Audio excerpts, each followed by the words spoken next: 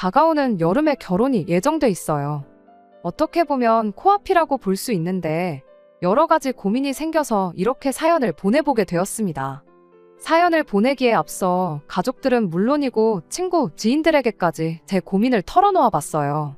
제 편을 들어주는 사람도 있고 예비시댁의 뜻을 따르라는 사람도 있고 의견이 워낙에 분분한지라 차라리 제3자의 냉정한 판단이 더 정확하겠다 싶어 이렇게 제 이야기를 보내봅니다. 양가 상견례는 지난달에 마쳤어요. 연말이고 신년이고 해서 여러모로 바빴던 게 있었던지라 예단이며 예물에 대한 이야기가 얼마 전부터 본격적으로 나오기 시작한 상황이었죠. 저는 공무원이고 남자친구는 평범한 직장인이에요. 요즘 공무원 월급 박봉이라고들 하지만 제가 정말 일찍부터 공무원 준비를 해왔다 보니 일한 기간도 좀 되고 하다 보니 아직 사회생활 시작한 지 얼마 되지 않는 남자친구보다 월급이 조금 더 높은 편이에요. 그렇다고 해서 뭐 몇백 몇천을 더 버는 상황은 아니에요. 말씀드린 대로 지금이야 제가 일한 기간이 훨씬 길어서 돈을 얼마 더 받는 거지. 솔직한 말로 남자친구가 대리만 달아도 저보다 연봉이 훨씬 높아지는 건 시간 문제인 상황이지요. 그래서 벌이만 가지고 제가 훨씬 잘났다거나 제가 기우는 결혼을 한다거나 그런 이야기를 하고 싶지는 않아요. 그냥 서로 비슷한 조건이라고 봐도 무방한 상황이지요. 하지만 모아놓은 돈에 대해서는 이야기가 달랐어요. 당장 액수만 본다면 비슷했습니다. 오히려 제가 남자친구보다 사회생활을 훨씬 일찍 시작한 걸 감안한다면 대외적으로는 제가 돈을 더 못 모아놓은 것처럼 보였어요. 저랑 남자친구 둘 다 4천만 원씩 모아놓은 상황이었거든요. 제 초봉이 얼마나 낮았고 그런 걸 떠나서 경력으로만 따지면 제가 몇 해나 먼저 일을 시작했으니까요. 하지만 저한테는 취직 후에 출퇴근을 위해 뽑아놓은 차가 있었어요.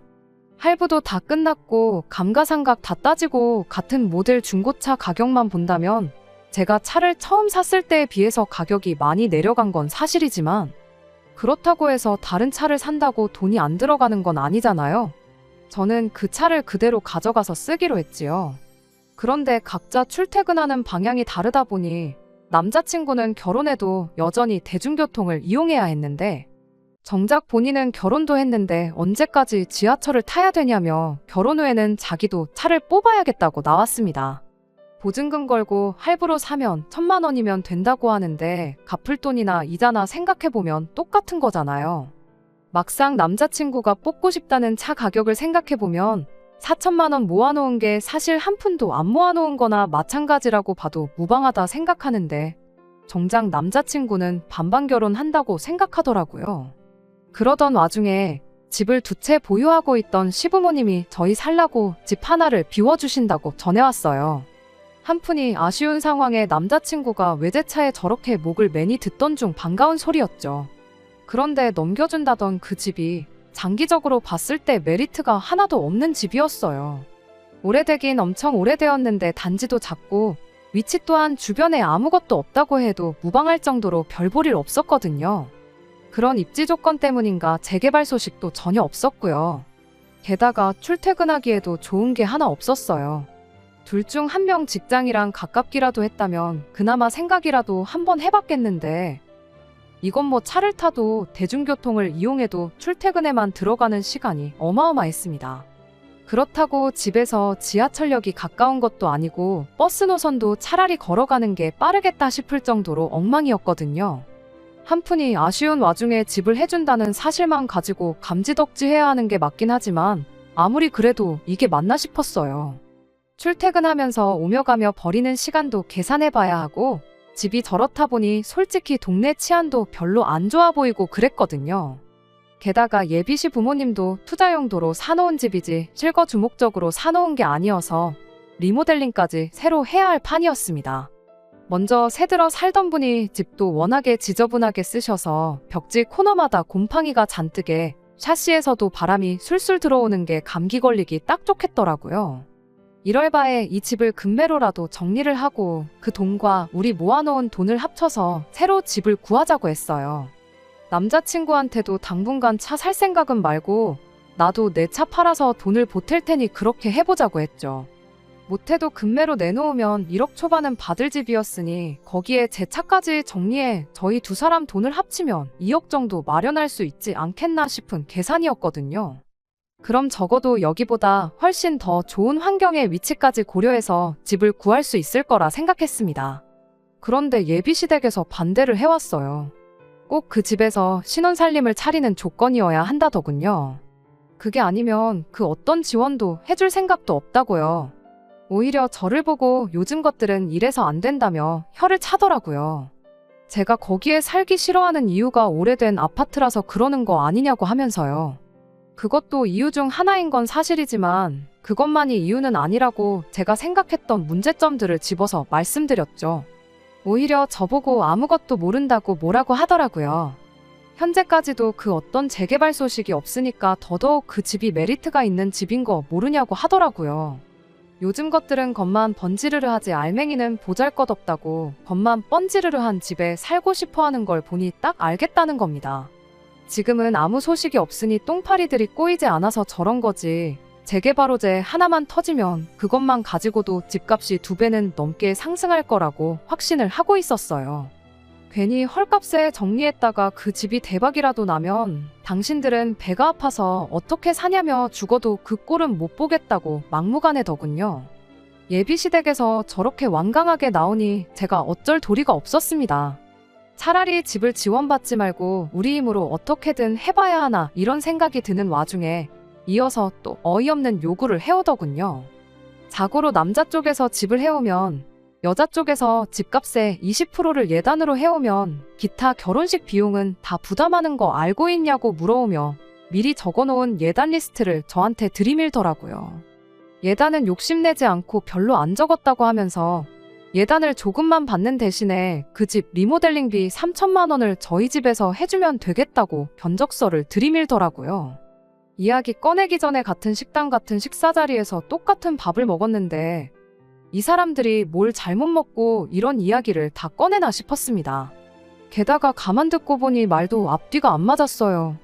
집값이 20%는 해오는 거라더니 막상 예단 리스트에 집 리모델링 견적서에 적혀있는 금액만 합쳐도 5천만 원이 넘었거든요.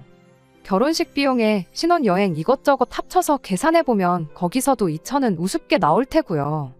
제가 새로 집을 구하자는 의견을 내면서 주변 부동산 시세를 조사했을 때 금매로 1억 초반에 내놔도 팔릴까 말까한 집이란 건 이미 알고 있던 상황이었거든요. 진짜 넉넉 잡아 인심 후하게 쳐줘서 시세를 1억 5천으로 잡고 계산해줘도 20%는커녕 거의 절반을 요구하는 거나 마찬가지잖아요. 저는 일부러 제 앞에 들이밀은 예단 리스트며 리모델링 견적서를 쳐다보지도 않았고 말도 아끼면서 한마디도 하지 않았고 예비시 부모님을 빤히 쳐다보고만 있었어요. 이런 제 반응을 예상 못했는지 조금 당황스러워하다가 아무튼 이렇게 할 테니까 부모님하고 한번 잘 상의해보라며 후다닥 자리를 뜨더라고요. 예비시 부모님이 자리를 떠나고 난 뒤에 남자친구한테 이게 맞냐고 제가 한마디 물어봤어요. 남자친구는 그래도 지불해주는 게 어디냐며 좋은 점만 생각하자는데 뭐가 문제인지도 모르는 것 같아서 일단 알겠다고 말했고 그 뒤로 2주째 이 핑계 저 핑계 대면서 남자친구랑 만나지도 않고 있는 상황이에요. 당연히 그날 이후로 결혼 준비 아무것도 시작한 거 없고요. 제가 확신이 서질 않아서 주변 사람들한테 제 이야기를 전하고 의견 물어보러 다녔죠. 시작할 때 말씀드린 것처럼 의견이 분분한 상황이에요.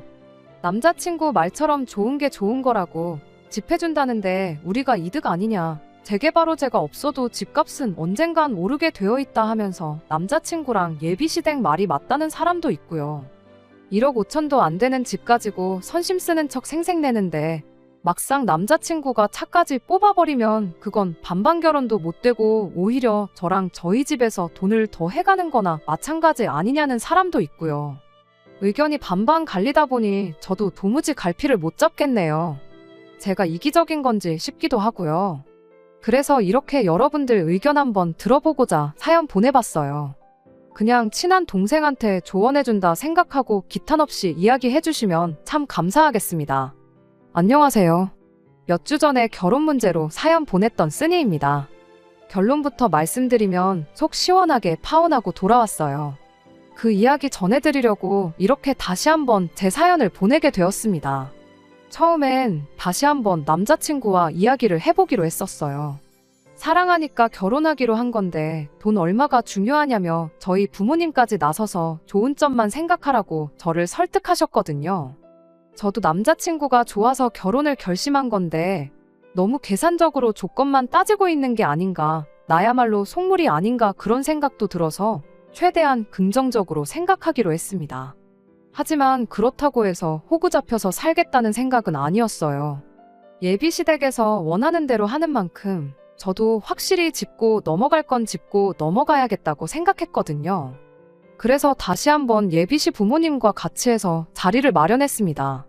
이야기를 시작하기 앞서서 저희 집에서도 예비시댁에서 제안했던 리모델링이며 예단은 아무 이야기 안 나오도록 준비하기로 했다는 사실을 말해줬습니다. 대신 결혼식 비용은 절반씩 하는 게 좋겠다고 말을 꺼냈습니다. 축의금 나오는 게 있으니까 이 비용 부분에 대해서는 문제가 없을 거라고 생각했고, 예비시 부모님 표정이 떨떠름해 보였지만 일단 이야기를 계속 해보라던 게 제가 무슨 이야기를 하느냐 한번 보자고 하는 것 같아 보였습니다. 그리고 확실하게 집 명의 문제는 짚고 넘어가고 싶다고 했어요. 사실 생각해보면 1억 초반대 집을 받으면서 혼수도 해오고 예단도 해오고 거기에 3천만 원이나 들여서 리모델링을 한다는데 솔직히 공동명의를 요구 못할 이유가 있나 싶었습니다. 그런데 대번에 공동명의는 안 되겠다고 싫다고 잡아떼더라고요. 그렇게 하면 수지타산이 안 맞는다나요? 저는 그게 언제 뜰지도 모르는 그 집값 때문에 그러는 줄 알았는데 그것만 가지고 그런 게 아니었어요. 알고 보니 예비시 부모님이 그쪽 동네가 집값이 오른다는 뜬소문 하나만 믿고 그 집을 매매했던 가격이 2억이 넘었던 거예요. 집 해오면 집값의 20%는 혼수며 예단으로 해와야 한다. 어쩌고 했던 말이 자기가 샀던 가격을 가지고 계산을 했으니 그 금액을 들이밀었던 거였더라고요. 지금은 불경기라 일시적으로 집값이 내려간 거지. 조만간 규제 풀리고 정책이 바뀌고 그러면 다시 2억 4천 찍는 건 시간 문제 아니겠냐고 합니다. 경우에 따라서는 자기들이 그 아파트 살 때 들었던 대로 5억까지 올라간다는 거였죠. 지금 가격이 1억 1천만 원인 건 생각도 안 하고 자기들이 5억이 넘어갈 아파트를 넘겨주는 건데 고작 리모델링하고 혼수 예단 당연히 해오는 걸 빌미로 공동명의를 요구하다니 뻔뻔함에도 정도가 있어야지 않냐며 개거품을 물면서 저보고 아주 결혼 한번 잘해서 집 한 채를 거저먹으려고 드냐며 얼굴은 아주 아무것도 모르는 척 순진하게 생겨가지고 속은 시꺼먼 게 도둑놈 신보가 보통이 아니라고 하더라고요. 누가 누구한테 할 소리를 아들 결혼 빌미로 다 쓰러져가는 아파트 리모델링이나 예비며느리한테 떠넘기는 주제에 그딴 소리를 하고 있냐는 말이 목구멍까지 차올랐습니다. 그런데 제가 한마디 따지기도 전에 이딴 소리 하려고 바쁜 사람 오라가라 했냐며 저보다 먼저 자리에서 일어나더라고요. 그래서 더 말할 것도 없겠다 싶어서 그냥 저도 그 자리에서 포기해버렸어요. 금매 시세 1억 1천만 원짜리 집을 가지고 2억 넘는 집 해주는 것처럼 생각하고 있는데 리모델링이고 혼수에 다니고 나발이고 남자친구 집에서는 저를 예비며느리가 아닌 언젠가는 5억까지 치솟을 지들 명에 집 한 채를 푼돈 내고 거저먹으려 드는 도둑놈으로 생각하는 게 뻔히 보였거든요. 제가 저를 스스로 조건 따지는 속물 아닌가 생각한 게 우습다 싶을 정도로 진짜 돈 10원짜리 한 장까지 따지는 속물들이 바로 제가 결혼까지 생각했던 남자의 부모였어요. 남자친구는 지 부모님을 따라가야 하나 저를 달래서 포기를 시켜야 하나 고민하는 것처럼 보였는데 결국에는 나중에 연락하겠다며 자리를 뛰쳐나갔습니다. 실망스럽긴 했지만 오히려 다행이었죠. 괜히 저 설득하겠다고 징징거리면서 매달렸으면 그것만으로도 스트레스였을 테니까요. 뛰쳐나가면서 계산도 안 했더라고요. 예비시 부모, 아니 그 아줌마 아저씨가 계산을 했을 거라고 생각하지는 않았지만 뒤따라 나간 남자친구도 결국 똑같은 사람이었던 거예요. 하기야 그렇게 생각했으니 그깟 다 쓰러져가는 집 한 채 가져온다는 걸로 부모님 뜻에 따르자고 저를 설득했겠죠. 혼자서 남자친구와 그 부모가 먹은 밥값을 계산하고 있는데 열이 잔뜩 날 상황에서도 오히려 마음이 차분하고 편안해지더라고요. 길게 끌 것 없이 이렇게 후련하게 끝내준 게 오히려 고마운 거 아닌가 하는 생각이 들었어요. 집에 돌아와서 저희 부모님한테 있었던 일 그대로 전해드렸어요. 그런 줄도 모르고 잘 해결해보자고 제안했던 게 미안하다며 사과를 하시더라고요. 사실 부모님이 저한테 사과하실 일은 아니잖아요. 저야말로 잘 알아보지도 않고 저렇게 인격이 파탄난 사람들하고 한 가족이 되려고 생각했던 게 죄송할 따름이지 않냐고 제가 더 죄송하다고 사과를 드렸네요. 여기서 끝났다면 그냥 적당히 서로 재다가 파혼했구나 싶은 그냥 평범한 파혼 이야기였을 텐데, 그렇게 남자친구와 헤어진 뒤 연락도 없이 일주일 정도 지나가던 얼마 전이었어요. 남자친구한테서 연락이 오더라고요. 무슨 할 말이 남아서 또 이렇게 전화질인가 싶어서 전화를 싹 무시하고 있었더니 지금 저희 집 근처에 와 있고 제가 퇴근하고 와서 집에 있는 거 다 알고 있다며 나올 때까지 기다리겠다고 문자를 보내더라고요. 오래 기다릴까봐 걱정이 돼서 나간 건 절대 아니에요. 진짜로 나올 때까지 기다리고 있으면 그건 그거대로 이웃들한테 민폐가 되지 않을까 싶고, 이런 식으로 또 찾아올 수도 있으니 확실하게 단판을 지어주려고 남자친구가 기다리고 있던 카페로 나갔어요. 자리에 앉을 것도 없이 남자친구 앉아있던 테이블로 가서 우리 2번 다시 볼 일 없는 사이인 거 아니냐고, 앞으로 2번 다시 이런 식으로 연락도 하지 말고 찾아오지도 말라고 말했습니다. 다음에는 이런 식으로 나와줄 생각도 없고 또 찾아오면 경찰도 부를 생각이라고 확실하게 전해줬어요. 무슨 말 하는지 들어보려고 나간 것도 아니었고 저도 할 말은 다 했으니 그 자리에서 뒤돌아 밖으로 나왔습니다. 그런데 남자친구가 카페 밖까지 쫓아나와서 제 바지가랑이를 붙잡더라고요. 미안하다고 하면서 자기 이야기도 좀 들어달라고요. 집 근처 동네에서 이게 무슨 봉변인가 싶어서 하는 수 없이 남자친구 데리고 근처의 다른 카페로 후다닥 도망갔어요. 방금 전 카페에서는 이목이 집중될 것 같아 싫었고, 동네에서 괜히 아는 사람이라도 보면 망신살 아주 제대로일 것 같아서 후다닥 무슨 소리 하는지 듣고 보내버릴 생각이었습니다.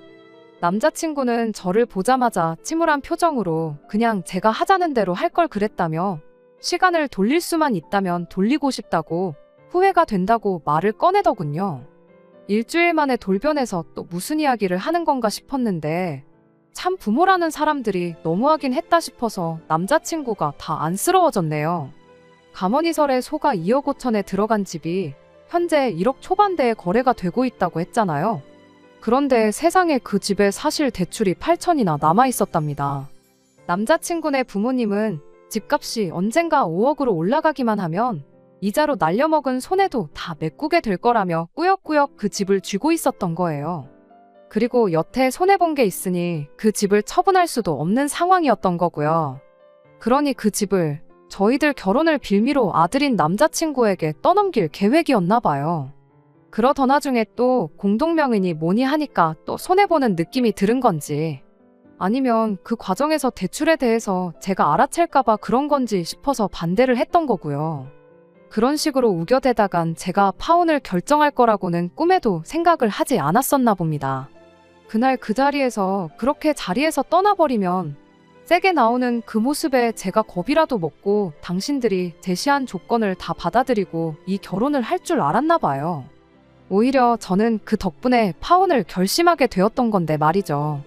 아무튼 그렇게 제가 연락도 다 끊어버리고 확실하게 파혼하겠다는 생각을 전했더니 남자친구 집에서는 모처럼 손해만 잔뜩 보고 있던 집을 처분할 기회였는데 이렇게 그 기회가 사라지는 건 또 아쉬웠나 보더라고요. 오랫동안 골머리 써이던 집이었는데 이렇게 해결하나 싶더니 다시 당신들 손으로 돌아오게 되었으니 말이에요. 그래서 그걸 그냥 자식인 남자친구한테 떠넘기기로 했나 봐요. 결혼이 엎어진 게 당신들 탓이 아니라 제 탓이고, 집이 없을 때도 결혼하겠다 하는 여자가 있었는데 한 명 더 구하는 게 뭐가 문제나 되겠냐면서 집을 남자친구한테 넘기기로 했답니다. 8천만 원이라는 거액의 대출까지 함께 말이죠. 남자친구가 그 말 듣고 이대로 가다간 안 되겠다 싶어서 저를 붙잡으러 온 거지요. 제가 제시했던 조건은 공동명의 아니냐, 이제 내 집 된 거나 마찬가지니까 그깟 공동명의에 내가 해주겠다, 그러니 다시 결혼해달라 애걸복걸 빌더라고요. 내가 미쳤냐, 여지껏 내가 공동명의 안 해준 것 때문에 파혼한 줄 알았냐, 그거 착각도 너무 큰 착각이 아니냐고 정신 똑바로 차리라고 한마디 해줬습니다. 말도 안 되는 계산 방식 들먹이는 니네 부모도 문제지만 그 부모한테 찍소리도 못하고 바라는 대로 다 해주고 전부 당해주는 당신 같은 사람을 어떻게 남편으로 믿고 평생을 같이 하겠냐고. 내가 파혼을 결심하게 된 가장 큰 원인은 집도 돈도 니네 부모님도 아니고 바로 너가 문제다 하고 제대로 주제 파악 시켜줬어요. 그리고 먼저 카페에서 말한 것처럼 또 연락하거나 우리 동네 근처에 이유도 없이 얼씬만 해보라고 했죠. 더 이상 네 이야기 들어줄 이유도 시간도 없으니 이만 자리에서 일어나겠다고. 어디 그 다 쓰러져가는 잘난 집 한 채 가지고 결혼 한번 아주 잘해보라고 했습니다. 아무튼 이렇게 완전히 쪽내고 나니 제대로 알아먹었는지 그날 이후로는 저한테 아무런 연락이 없네요. 그래서 이렇게 후련하게 후기도 남기게 되었습니다. 처음 사연 보냈을 때 그때 어떻게 해야 할지 갈피를 잡지 못하고 있던 제게 정확하게 갈피를 잡아준 댓글이 생각나네요. 지금도 벌써 그 다 쓰러져가는 집으로 결혼 전부터 저렇게 주도권을 잡으려고 하는데 결혼하면 얼마나 더 심하겠냐고.